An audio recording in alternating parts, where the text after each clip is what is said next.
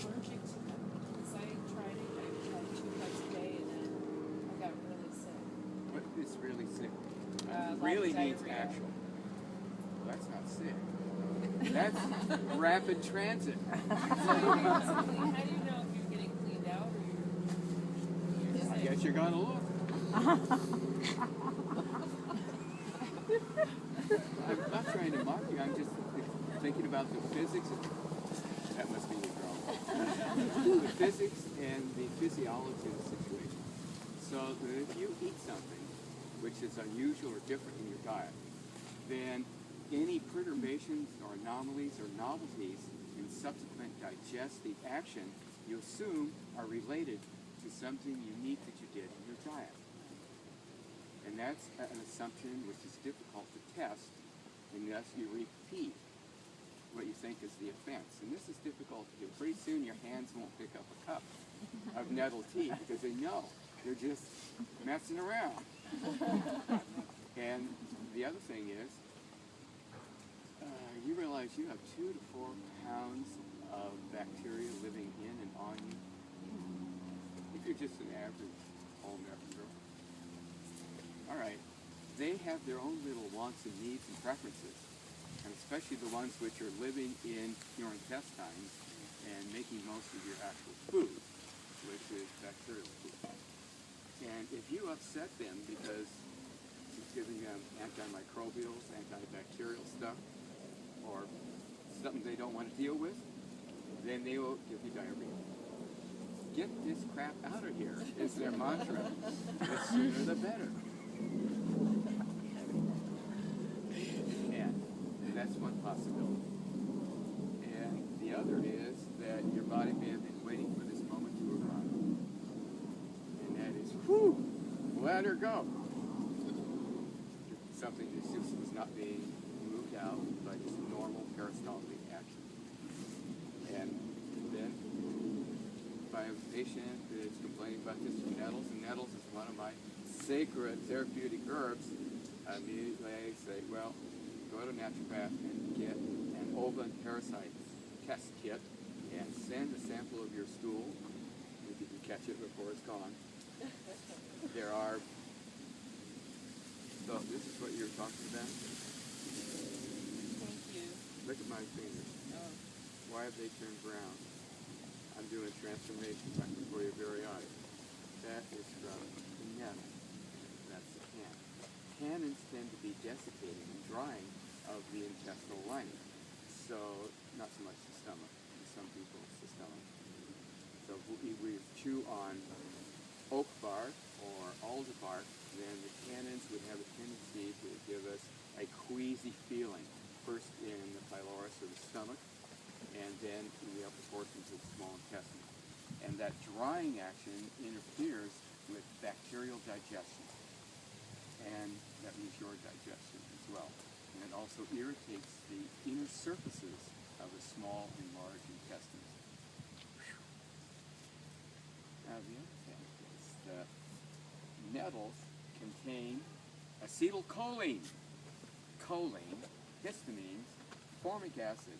So if you get stung by nettles, things I have to do for science. All right, let me just see that. Lord Ryan, dandelion, are nettling his fingers, so they'll swell up and his rings won't fall off. Look, they're always falling off. No rings. That was an old bathtub detergent ad. Remember that? Look, Ma, no rings. Wow. Am I dating myself? Well, at least I know I get along. All right. Oh, that hurts. And itches. And try it again. And try really young nettle leaves and fresh. And then try dry. So there may be something in the fresh material which is similar to what other animals may experience and not want to eat nettles anymore. That's just a suggestion. But for me, the most exciting part of the nettles, other than being deliberately flagellated and stung by them, are the caviar of nettle. And these are the young fruits Now let's see if I can actually, oh yeah, there are a few little epidermal hairs in there which contain the stinging venom, but not many. Perhaps you can see those of you have visual acuity, or just, there's a lot of, oh look, there's a whole bunch there. See, they hang down just like clusters of roe in little fish. See them?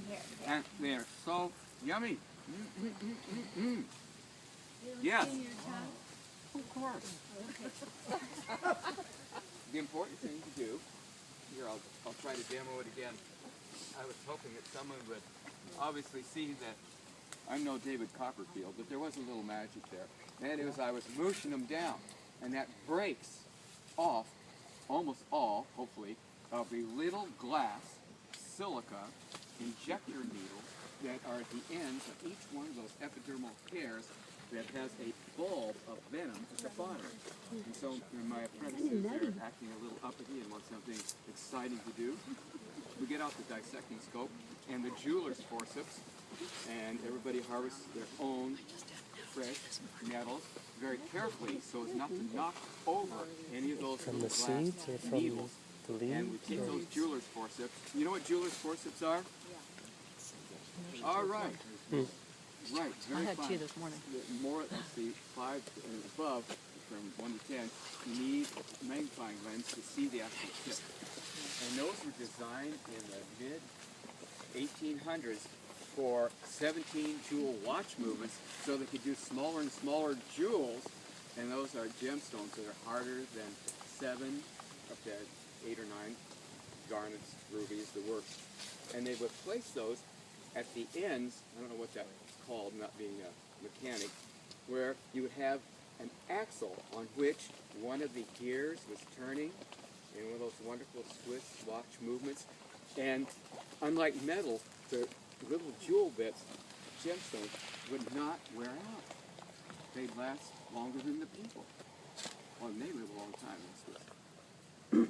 But you needed an instrument. Well, anyhow, you can use that as a plant surgical tool and pick out little individual bulblets and then sting yourself. And you can watch the juice run out of the little bag, and then you can feel it's kind of, and then Dr. Drum will tell you, aha, you just got a free hit of injectable acetylcholine. Acetylcholine is the most abundant neurotransmitter in the body. It's just like getting a free hit of brain energy. And when you chew them up, with any luck at all, it also passes through the bottom, or pardon me, it just be the top of your mouth, and that is a soft palate. And on top of the soft palate, everybody remember what's sitting there? Not Rumpelstiltskin, but it is your hypothalamus. And this stuff just goes right into the hypothalamus and you get to feel all jingle jangle. Well, here goes the quality of the content today. What fun! How much do you eat to do anything? You have to keep trying till you titer yourself. I would recommend no more than a gram, which is about this much, or would somebody like to harvest a gram's worth right there? Are you driving after this? Usually there is self-resolution within 4 or 5 I'm low hours. on my acetylcholine. Well, it's the most abundant neurotransmitter in the body. So a free hit of it, it's just like picking up a $100 bill off the street, looking around to make sure it's not attached to some thin monofilament for a YouTube video. It'd be a fun thing to do if you have a couple of spare $100 bills. Did you ever go to the carnival and there'd be a quarter on top of the table if they knocked the ducks down or whatever, and it'd be glued to there. And then everybody around that worked there just watching people try to pry this bill. $100 bills are really up the ante, 400%. I started getting really large orders for dried nettle fruits. It was called nettle seeds, but it was really fruits where there was a lot of pulp and also some venom. So you can see all these young fruits hanging down, and just wonderful, just like little micro peaches with a big kid inside, some really exciting flesh. Nothing like exciting flesh. So eating those is like taking a happy pill, basically. Try it. Right. In that type of evaluation, I think personal experience is the only guarantee of truth. And even though it's difficult to share. Do they have to sting to get the acetylcholine? Are you breaking? When You don't try need and to masticate it. Does it end up? You don't need to be stung to have fun. Okay. It happens sometimes. And so the important thing is to have undigested venom passing into your system. Oh, okay. All right? And so very careful drying at low temperatures will preserve enough of that it was purchased from me in tens of pounds at a time by the largest herb store in New York City. And that would have been Angelica's, Paul Brothers' store. And finally, after a couple of years, I wrote him a letter saying, Paul, who's buying this stuff? And he said, I'll have to have it before the 1st of August.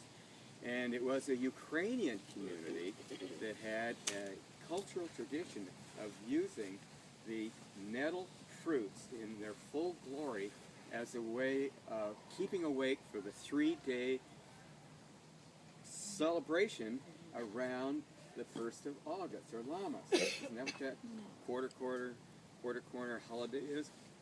So they could stay up and party for 3 days and nights. That's very interesting. I mentioned this when I was teaching at Dominion Noble College in BC, where I taught for 25 years at their summer seminars. And a couple days later, 2 young women students came up to me and said, Dr. Drum, when can we sleep? You don't want to be asking me this stuff. What do you mean? Well, the seminar was at a beautiful 50-acre farm along the Fraser River, the bottom of Chilliwack Mountain. Huge nettle patch, gorgeous, big clusters of these fruits. Said, well, we each had about 4 tablespoons of those seeds a couple of days ago, and we haven't been able to sleep. I said, yes!